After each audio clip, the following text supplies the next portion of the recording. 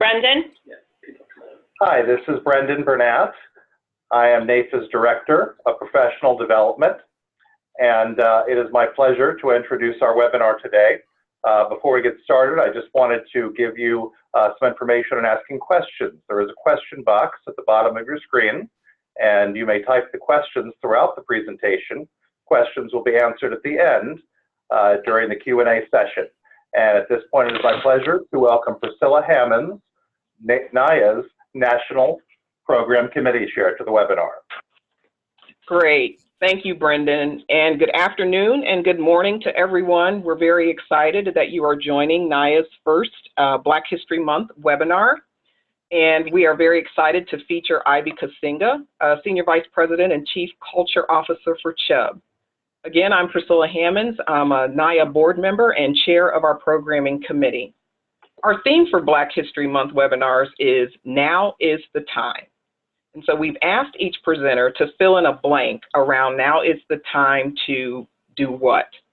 So as NAAIA strives to empower African American insurance professionals, we know that now is the time to ensure we are equipping ourselves to be leaders in our communities, the insurance industry, and every other facet of our lives.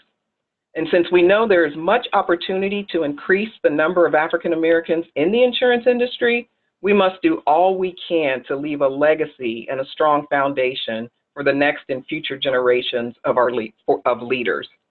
And so with that in mind, as I've mentioned, I have the pleasure of introducing Ivy Kusinga, again, Senior Vice President, Chief Culture Officer at Chubb. Hopefully you've had a chance to read Ivy's bio and realize she has an extensive background in the insurance business, specifically with business development, diversity and inclusion, and also she has a broad background in nonprofit board work. For those of you that attended our 2018 annual conference, Ivy was our speaker at the end of the conference, and she closed it out with a very powerful message. And she talked about things such as funneling through tough issues, leaving a legacy, purposefully engaging with senior leaders, and guarding against complacency. If you were not at the conference, you're very fortunate because Ivy is going to share some of those topics again with us today, along with so much more. So it's my pleasure to turn the platform over to Ivy Kusinga. Thank you so much, Priscilla. Good morning, good afternoon, good evening, wherever you're joining us. I gather we have several participants joining this webinar, and I thank you very much for taking the time to join us from your location. My sincere gratitude to NAAIA's President, Margaret Reed, and to various local chapter leaders for the continuous work in supporting the development and the advancement of people of color within the broader insurance industry. I'm really pleased to have to be reinvited to join your webinar series under the theme, The Time is Now. And I suppose my blank would be the time is now to act, because achieving an inclusive industry certainly requires all hands on deck. I provided the closing commentary for NAAIA, as Margaret mentioned, last year, and I will cover the same core messages, mainly because we all still need to do more work in this area. The only difference perhaps is I will give more color to my commentary. I will be speaking very openly, very candidly, especially as a woman of color, having grown up in this industry. I certainly have a point of view I'd like to impart. Now, I recognize that the webinar will be broadcast more broadly, so we may have participants that are from the broader African diaspora. We may have participants that are people of color, but frankly, we may have other colleagues joining us. And again, my commentary will draw from my experience as a Black woman, but I will try to keep my commentary and my call to action broad. Now, collectively, we, as an industry, strive to attract and retain the best talent. And doing so, we recognize that the quality of the workplace we provide, i.e. the culture within the industry, is inextricably linked to this value proposition. Generally speaking, individuals thrive best when they can show up as exactly who they are without covering parts of themselves to fit into a more acceptable corporate mold. The roadmap towards a work environment that is respectful and upholds the dignity of all people, one that fosters growth and constructive and even allows for difficult dialogue. Now, I think there is something worth achieving. I will start my commentary broad with diversity and inclusion at the macro level, observing why we must all remain persistent. And then I will shift my discussion at the end towards what each of us could do individually in managing our careers and in remaining professionally competitive. Yes. I'm okay. How are you? The business case for diversity and inclusion has repeatedly been pronounced. And if you read... No, I'm not home right now. Do I need to be home by point in time? Brandon, we are hearing some feedback in the background. If you could please mute yourself as you're talking on the phone. Thank you. Yep. Okay, so I'll be home on Monday for half of the day, and then I need to travel in the afternoon. Brandon, can you repeat the request again? Yes, if you are speaking on the phone during this webinar, please mute yourself or hang up. We can hear you on the broadcast. Thank you. The business case for diversity and inclusion has repeatedly been pronounced. So if you're a student of the subject, certainly from any white paper that you're privy to, from McKinsey and Deloitte or PwC, companies in the top quartile for gender diversity on the executive teams are 21% more likely to outperform on profitability. And they're 27% more likely to have superior value creation. And those in the top quartile for ethnic and cultural diversity on executive teams were 33% more likely to have industry-leading profitability. So it begs the question, why does it still remain hard or a challenge to advance our numbers to get diversity, especially at the leadership ranks? I will offer a few observations aiming to challenge some of our underlying assumptions about diversity, and hopefully not too controversial, but simply intending to spark our collective dialogue and action. I think one of the things that it remains a challenge is that discussion on diversity and inclusion tends to only focus on talent, or at least predominantly focuses on the people side of it.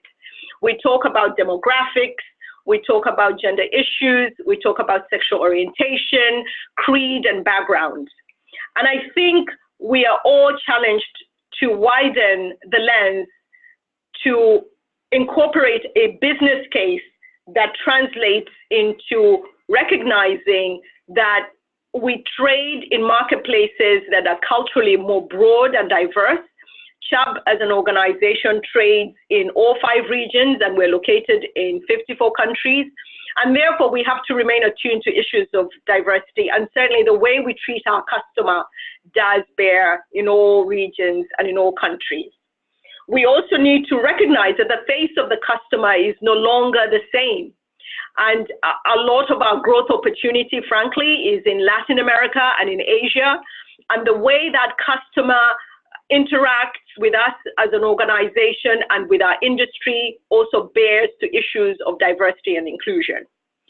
One of the other underlying areas on the case, on the business case, is to frankly recognize that diverse teams have a higher percentage of managing risk in terms of the ability to spot risk and to mitigate the risk and drive higher for innovation.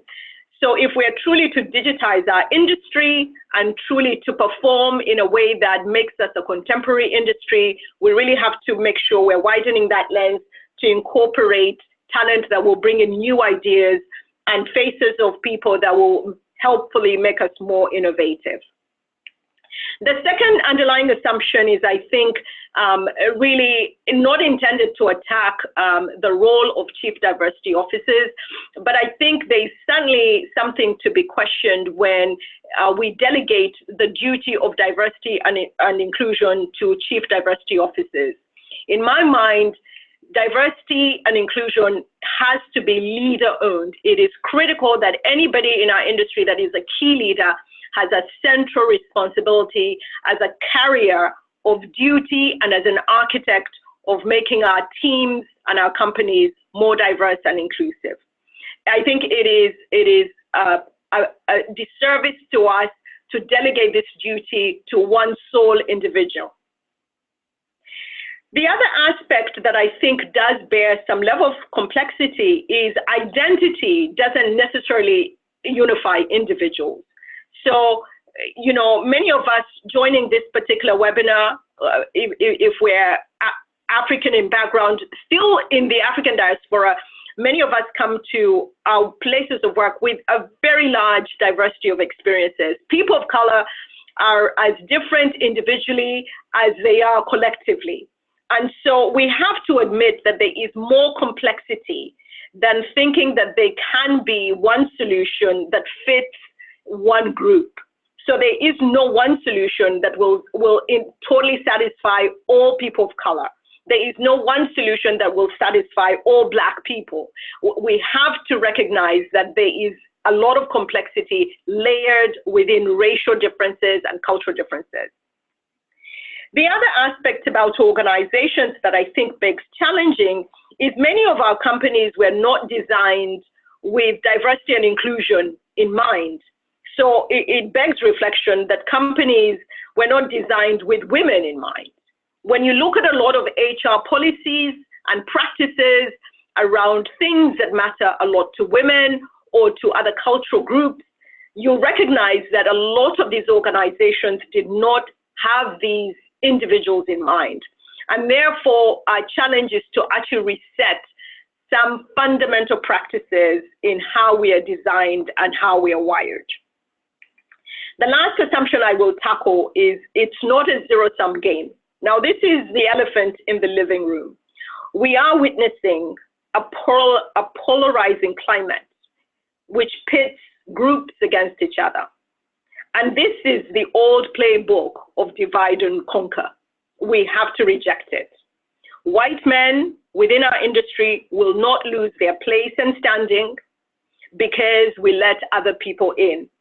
We can construct a path which has space for women, people of color, millennials, LGBTQ colleagues. We need all talent regardless of who they are. Now, to have a meaningful dialogue on diversity and inclusion, I think we have to accept that we all see things differently. And so one of the toughest parts of my job is I have to accept that there are multiple truths. And I will tackle this by using the analogy of an orchestra, because sometimes it's easier to understand people's experiences when you can set yourself apart from that experience. I will tackle two underlying assumptions that I think beg challenging. I think being fair and respectful is not the same as being inclusive. I will say that again. Being fair and respectful is not the same as being inclusive. And the other thing I'd like to challenge is that meritocracies are fair systems. I don't think they are. And so I am going to use this analogy of an orchestra to make my point. For any company, inclusion doesn't naturally happen. To remain a thriving meritocracy and to ensure fair play for all employees, in addition to drive towards innovation, to allow for the best ideas to be promoted regardless of origin, you have to take a broader view.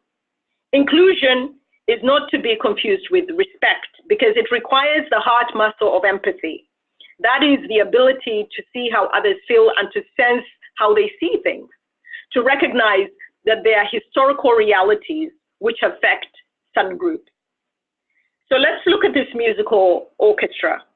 All cultures and people express themselves through music, and as such, music can be a unifying force.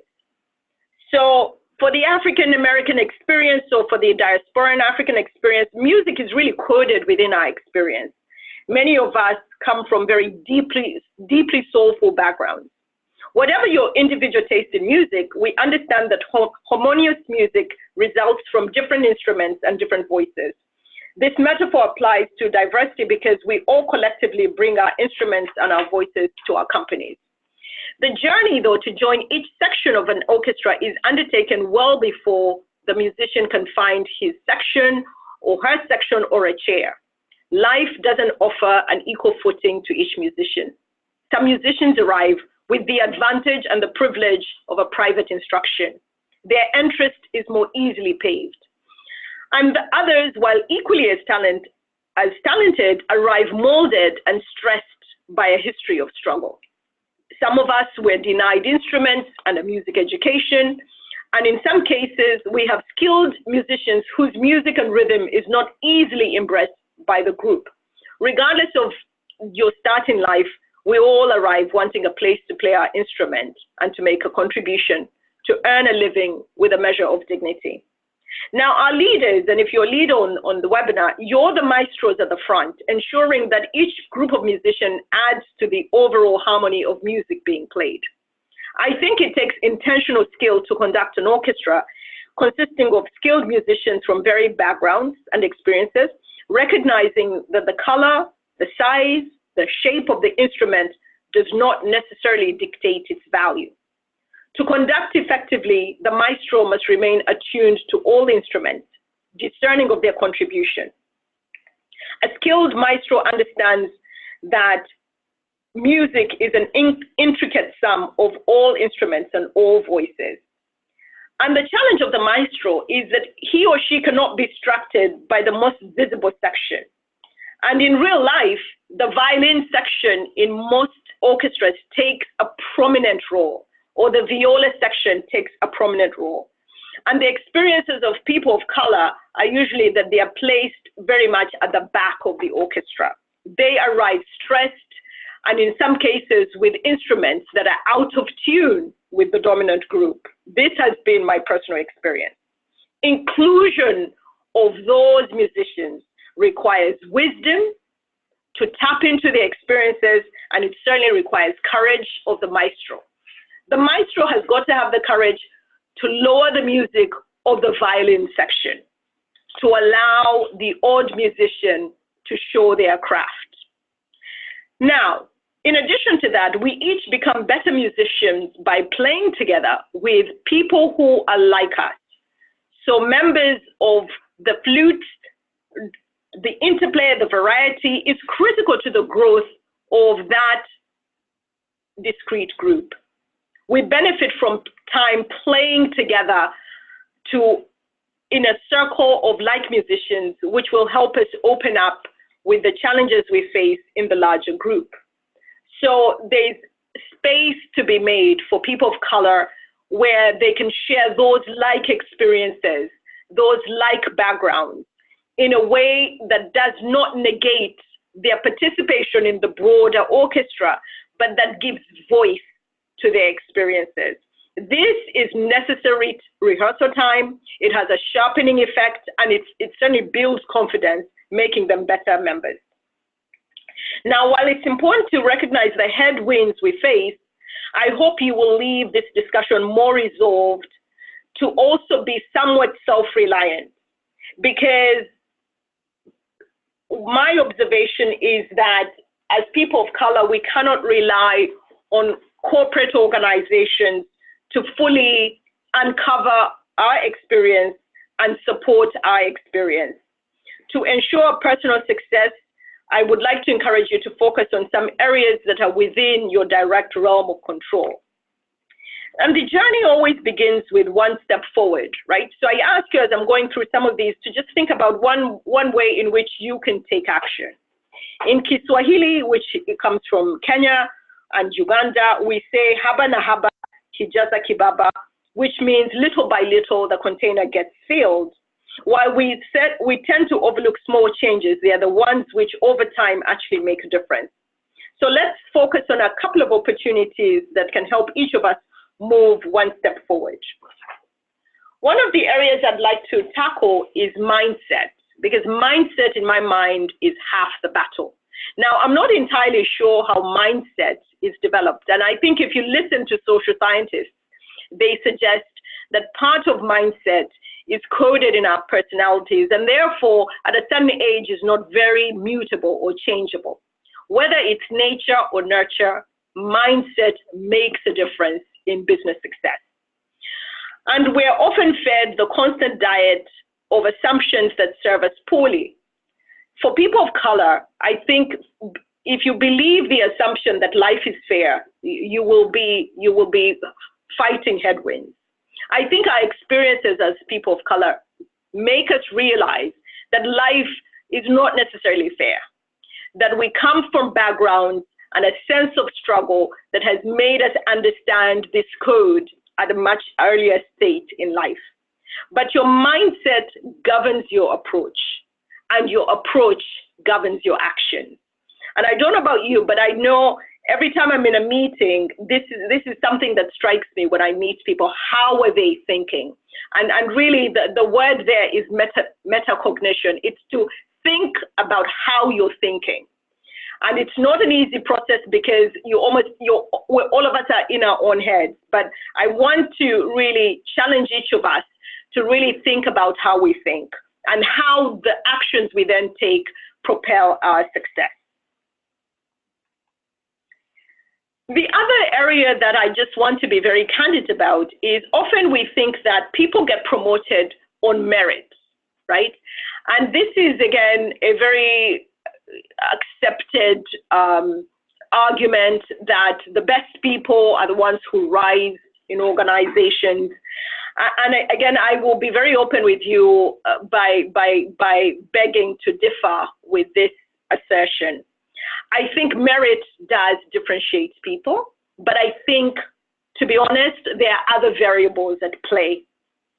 One of the things that I will notice, observe, and share is that people's careers are at times moved because of what I will call relationship affiliation.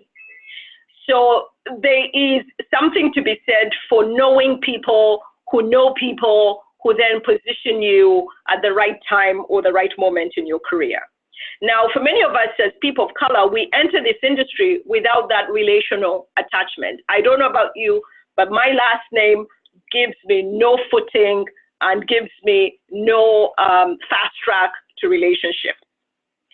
I'm going to, though, really implore you not to wait for company programs to enlist your growth and your promotability and your visibility. As this visual illustrates, we have to reach out. We have to reach out to people who have influence. You just need one of those people. We all need a powerful friend. And it's important that we don't confuse structure with influence. The structure of your organization just tells you who's reporting to who. Influence is about people who shape opinion in your company. People who when they speak, others lean in to hear. We all have these individuals in our organization. And again, I'm going to ask you to lean in and find somebody like that who can help you navigate your career. We have to push beyond states of discomfort. And one of the challenges about being a person of color is you're often outnumbered. And it takes effort to navigate the nuances of a corporate culture. This is actually an area where I think as Black people or people of color, we are actually very adept at. There is a unique skill set I think people of color have because in many ways we have to function in two worlds. We have the capacity to function in worlds that are very different from the worlds that greet us in the workplace. Now, I know many people of color greet this as a burden. They greet this as a very stressful environment or a very stressful experience. But I will encourage you to start looking at this ability as an advantage because it helps you to actually see a lot of differences and to listen to people from many types of different backgrounds. There is an agility that is developed by this ability to coexist in different environments. Let us sometimes consider that an advantage. I want to call for a spirit of reciprocity because I recognize that I am here, or many of us are here today because we stand on the backs of the ancestors who made sacrifices on our behalf. Now, I hold myself accountable. It is never lost on me for 1 minute that my ability to be in Chubb, where I am, is connected to a nameless slave that was lynched on my behalf. Now, I also connect that to people who have been influential and have actually pulled me up. If you find yourself, again, in that position of being able to help and lift up another person within our industry, wherever you are, we cannot wait to be at the top of our organizations. I think this is a misnomer. We have to act wherever we are to give somebody an unjudgmental shoulder of support. The last area I will cover, which I think is also still very unique to people of color, is this call to manage our psychology. And I talk about psychology because I really do think that the mental state of people of color within dominant groups is always, again, under stress. At least this has been my experience. Our companies fail sometimes. Again, I don't know what your experience has been, but I think finding places of psychological safety can be a challenge because, again, it depends on the type of team you have, the type of leadership you have, and if you've landed in a team where people are embracing of you or whether you're on the periphery. I want to be open that I have many times found myself on the periphery of teams.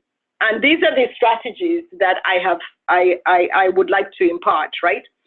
One of the things I will try to promote in my ask for action is your self-care.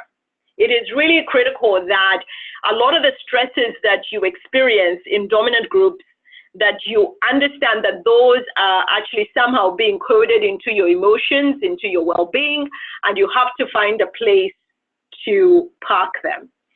I find it strange when people say that I'm just here for business, I'm not here to make friends, because I really think for people of color, we actually do need some friends. We need a couple of people in an organization who can catch your truth, people who can receive what you're saying without editing it, and can really see what you're going through, hear you out. I think that is critical. And if you can't find it within your organization, I ask you to find that elsewhere. Dealing with the daily. Now, in my experience, people of color deal with just numerous indignities. This is just the realm of life, and I don't think it differs from one company to another. I think for the most part, if you're attuned and you're paying attention, sometimes people very unintentionally do and say things. Now, my advice is you have to get better equipped and more skilled with what I'm going to call dealing with the daily. I certainly personally don't advocate for HR involvement every time you experience something that has racial undertones. Because in my experience, I have not really bumped into people who have received great resolution from going to HR on issues like this. I think it's important that we get skills to manage ourselves, to confront behavior that is really disrespectful. But I also think it is important to choose your battles. And my way of dealing with the daily is, again, in selecting quite carefully what I want to take up. And again, making sure that I am self-caring and managing my psychology on the things that I cannot change. And then lastly, it's keeping perspective. I think keeping perspectives allows us to know that the battle is much larger than each of us individually, that the journey is much longer. We definitely have all benefited by those who have come before us in this industry. So I end with that commentary that, again, regardless of where we are, we all have the opportunity to pull someone up. One of the great things about this industry is it offers a thriving and vibrant place to work, despite its public image. I think insurance has just about every career route for every person that's interested. I encourage you to know that your presence, your talents will fundamentally improve this business. You have to know that you matter, I hope you believe that, and I hope you trust that. So move boldly, fueled by that knowledge, and make your mark in our industry. Thank you very much.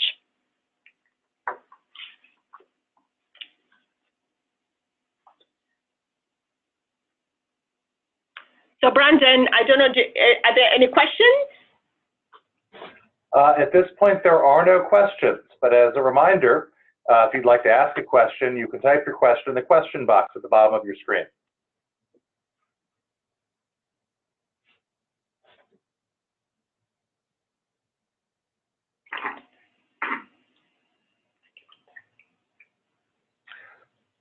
But we do have a comment. Great presentation, Ivy.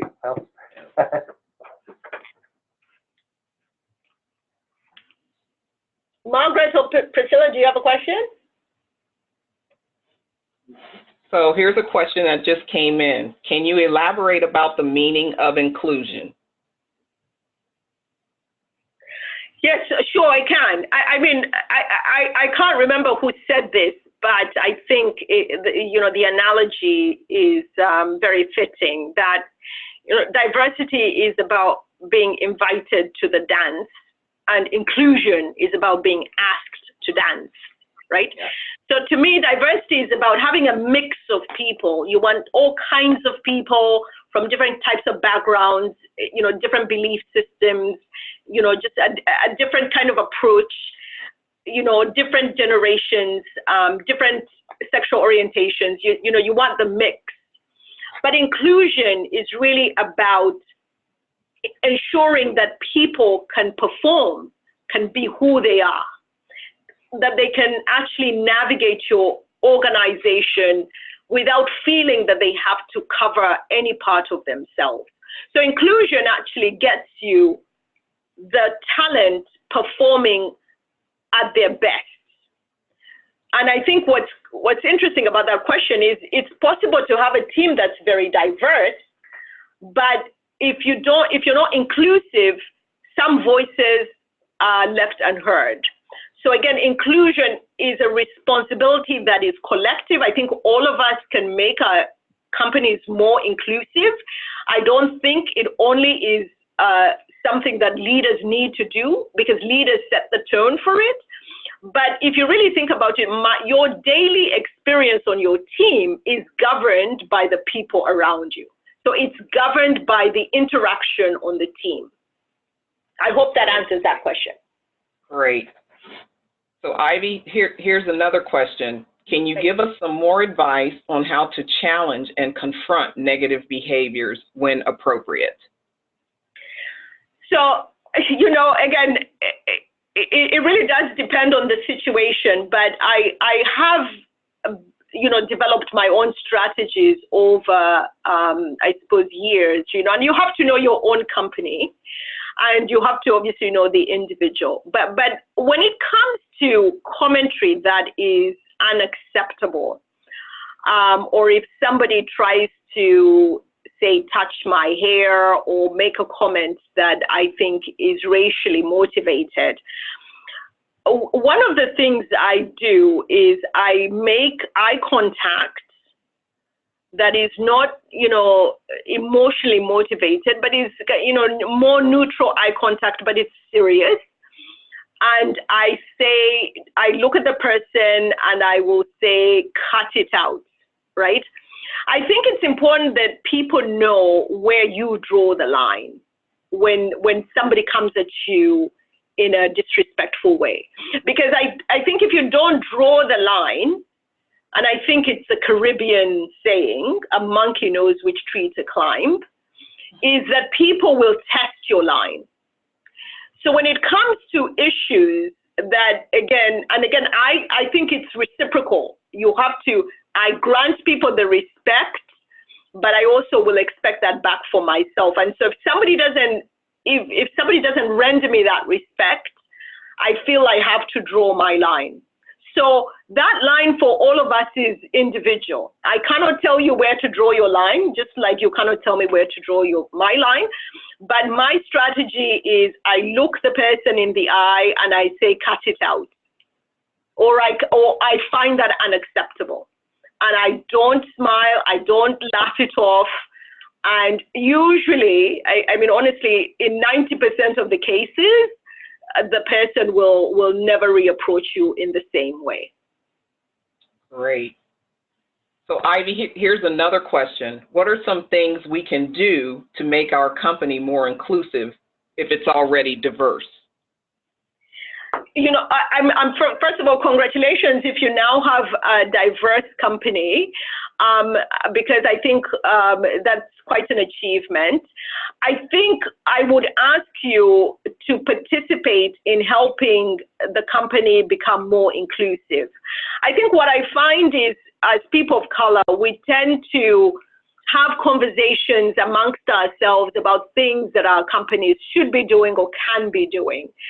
So getting involved with some of the decision makers in your company and coming at your company with solutions.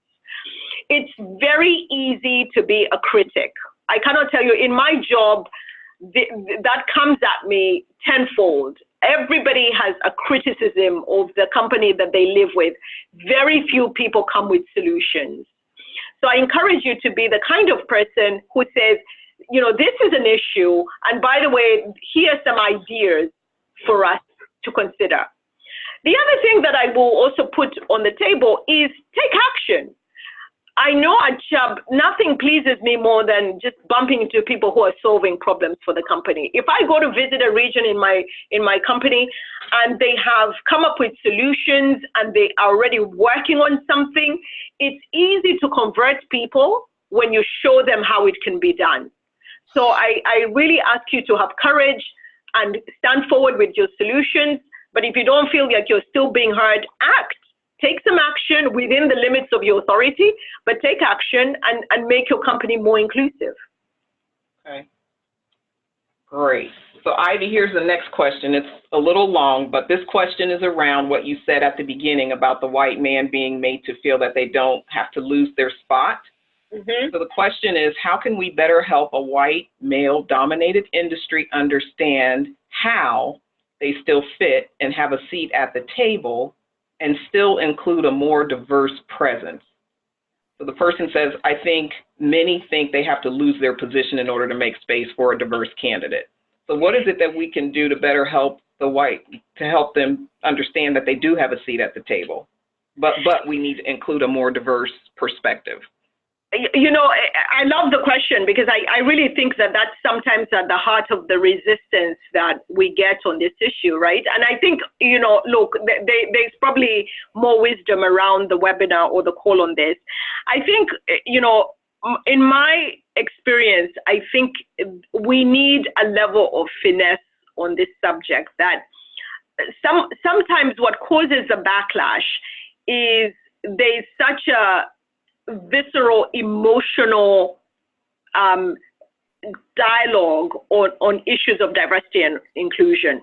So in many ways, when people of color or others, women are talking about their experience, a lot of white men receive it as they are either responsible for creating these feelings or they feel guilty for creating these feelings.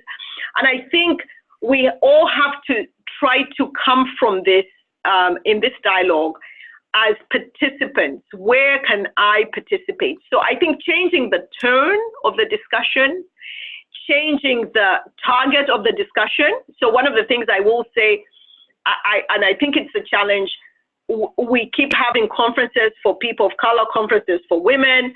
Mm-hmm. I think it's really critical that white men, especially decision makers, are pulled into this discussion. So rather than going on my own, I'm now going to start taking a couple of leaders with me that are in critical roles at Chubb, because we need them as part of that discussion.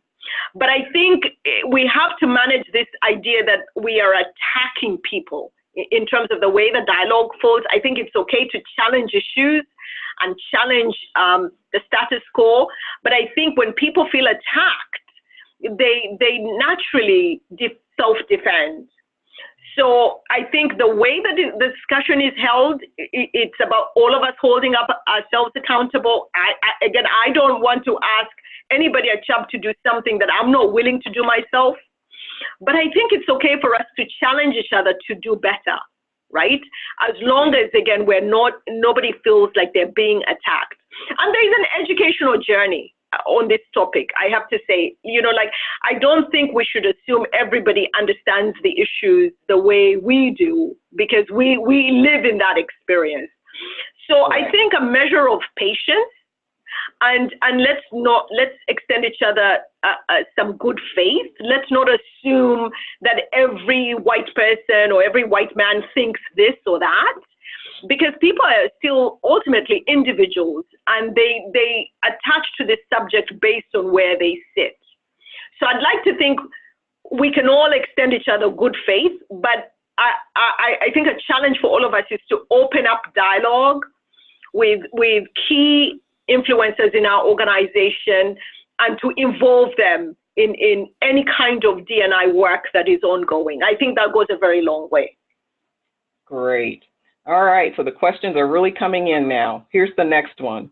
What approach verbiage have you found most effective when initiating conversations with a potential advocate or champion to garner support with your career, most notably when that potential advocate is of a different background or culture? Look, the one question I ask, and it's really not hard, is just tell me more. Like I just think it's that basic. Like, I think when I don't understand something, or when somebody comes at it very differently than I would, I am just curious about that point of difference. So the one, and this is always in my inventory, is tell me more. And when I don't understand, I say more about that. And when that's still failing, I say, give me an example. Bring that to life for me. I find there's a tendency to simply want to respond without understanding. And boy, if all of us could take that back and say, just tell me more say more about that, and then give me an example so it brings something to life to you, I really think there would be more understanding. So there really is no trick in my toolkit around that. I think I just try to listen very deeply. And then I also pay attention to body language, because half of what people are trying to impart comes out of their mouth. But I gotta tell you, a good chunk of what people are imparting comes out in their verbal, in non-verbal cues. So you have to pay attention to what's unsaid. Gotcha. All right, so here's the next question. What do you think is the best course of action for a company who is trying to start their D&I strategy? Where is a good starting point? What should they focus on to bring the strategy to fulfillment? Okay, so I mean, obviously, that's a struggle for all our companies. But here's what I will say is, and I feel quite strongly about this, that I think you have to make sure that your strategy does support the business, because I think part of what has happened with D&I is it has come this soft and fuzzy area that we're just trying to make people feel good about participating in the organization, versus D&I that is about winning the best talent, winning in the best marketplaces, winning customer, providing a winning customer experience, becoming more innovative, becoming a company that's really on the cutting edge. So aligning and setting the table at the leadership level, to me, is instrumental. Now, here's what I will say. You also have to be patient with your leaders at the leadership table. I think part of it is diversity cannot come just as a point of passion. You have to lay that table with where the leaders are. So the way I have taken diversity and inclusion work at Chubb is to make sure that my strategy is reflective of where my leaders are. I may want to push it out further, but you have to start where your leaders are. And then for each company, again, that is different. So for Chubb, we focus on leadership accountability. We focus on leveraging diverse talent. So where do we have that talent, and where can we leverage and advance that talent? We focus on recruitment, looking at hiring practices, developmental practices, promotional practices. And frankly, who is leaving your organization? So we focus on that. Yeah. And then we have a common focus globally on increasing the leadership representation of women and people of color or multicultural. So that really, in a nutshell, is the D&I strategy for CHUB. But the way each company does this, again, I think has to be tailored to your business strategy and to your leadership ethos. Great. So I think we have time for maybe one or two more questions, Ivy. So here's the next one. You stated you have to fight your battles when reporting issues to HR. What types of situations do you believe HR should be involved when it comes to issues with leadership and their dealings with their direct reports of color? You know, oh God, you guys are going to get me fired asking me these questions, but look, I am just going to tell you what I think, right? And again, please keep in mind that this is me, the woman of color, the Black woman speaking in terms of these are my experiences. I don't know about you, but I have never bumped into a person of color who went to HR or with an issue around race and had a good outcome. Let me say that again. I just haven't encountered them. And if you're on the line, please send me an email. Tell me you had a really good outcome from your HR department on this issue. I just haven't seen it, right? And because of that, because I think it's one of those issues when you raise it, it creates a ripple effect, right? And you then have to live with the ripple effect. But let me be also very clear that when an issue is egregious, i.e. somebody calls you a name, somebody calls you, does something highly unacceptable. So to me, I think there are issues that are clearly egregious where in the code of conduct, in no company would that be acceptable. You obviously have to raise that. I think the issues that are more gray is people just mistreating you on a daily, like just ignoring your input or kind of forgetting to invite you all the time, or, jokes that are off color that you're like, really, I can't believe somebody is saying that. I think the gray stuff is what I'm talking about is in many ways, my way of navigating corporate America is I have to, first of all, have a much stronger belly. And that's why self-care is very important.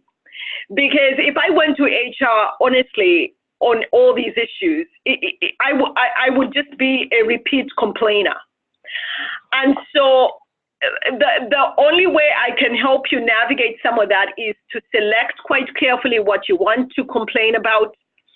And then privately, when you have especially a team member, is to tackle that person hopefully on a one-to-one, seek that understanding more on a one-to-one. So over the course of my experience, I've approached maybe just a couple of people just to say, like, I don't know if you realize when you said this in that setting, like, this is how I took it. Like, I think sometimes when you approach people and you sort of present your experience of what they did, you can probably come to a better understanding with that individual. But I'm just being very honest that personally in managing my career, I have been very careful how I handle any issue that has racial tonality. I will be interested in hearing your feedback to me. Great. So I'm going to pause here, Ivy, because I understand Ari is fielding some questions for you as well. Do you have a few minutes to answer a few of those? So it's up to you. It's up to you if there's one more question you wanted to offer. Okay. So here's a question. What has been one of your top lessons learned from a failure? I think here's the thing. Because I think failure is instructive. That's the way I look at failure, that you can recover from it. And it makes you a more resilient person, and it makes you a more open person, right? Let me maybe be even more honest and more open, right? That one of the things that we are taught in business is that you must never cry, This is this is common. People say, like, it's unacceptable to cry in business, right? And I have to tell you, as somebody who has carried a lot of weight around issues of gender, issues of race. And, you know, being a person who's always outnumbered, sometimes it has been very difficult for me to not feel emotional in a situation. And I remember a very hard situation where I just dissolved into tears. And yet this is really very unlike me. And it was very shocking for the men in the room, obviously, and they were all white men, I can assure you, because they had never seen this side of me. And I remember just hating myself for days because I thought this was just such a loss of faith, and I really shouldn't have been this vulnerable in front of people. But I can assure you that being vulnerable can be equally powerful. Now, I'm not encouraging you to go and cry in all your meetings. I hope this is not the takeaway. But the takeaway is to say sometimes it is okay to simply be who you are and to let that guard fall, you know?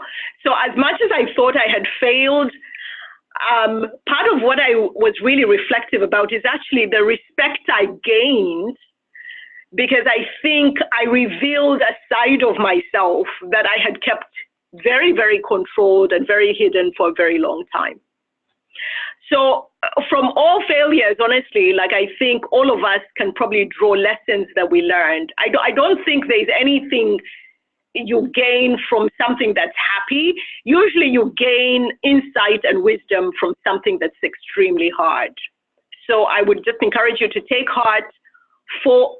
If you have to fall, you know, learn the lesson, you know, dust yourself up, get up, and move on.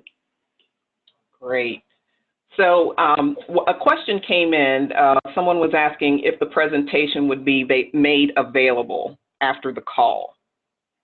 So Brendan, I don't know if you need to chime in on that from a technology standpoint. Well, thank you, Priscilla. I'd be happy to. Sure. This webinar is being recorded, and so there'll be a link available, and that can be made available to everyone who participated today. Wonderful. So unfortunately, I think we are close to being out of time. We want to make sure we have a few minutes for a couple of items that we want everyone to be aware of.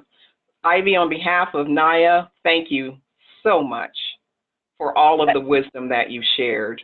From the very beginning, when you said the time to act is now, we need all hands on deck.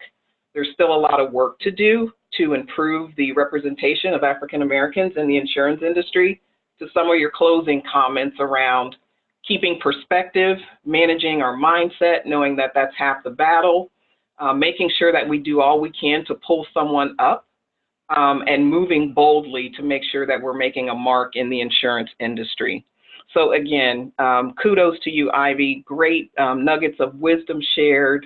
I'd also like to thank Brendan and NAAIA for allowing us to use your webinar technology to host this session today. I'd like to thank all the attendees. We had almost about 225 attendees, which is way more than we expected. So we are very pleased with that number. Again, remember that our theme is now is the time to act. And before we close, I wanted to make you aware of the other webinars that are coming up. And let me change screens here so I can share that information with you. So next Wednesday, February 13th, we're going to have a panel, and the panel is going to include people that we consider leaders and pioneers in the insurance industry. We will have Marvin Kelly, who's the first African-American leader selected as president of CPCU. We will have Angela Rebuff, who's the first African-American president of the Women in Financial Insurance and Financial Services. We will have Robert Cartwright, who's the first African-American president of RIMS. And then we will have Denise Lloyd, who's the first president of NAAIA.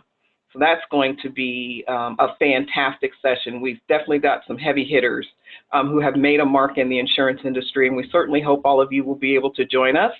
Next Wednesday, February 13th, same time, 1 to 2 p.m. Eastern Standard Time.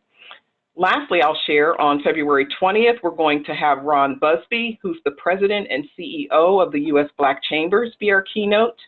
And then on February 27th, we're pulling together a panel of professionals around education in the insurance industry. So stay tuned for more as we work as an organization to empower our members and everyone who's joining our webinars to be the best insurance professionals that they can be. Thank you all again for your time. Have a great afternoon. Take care. Thank you.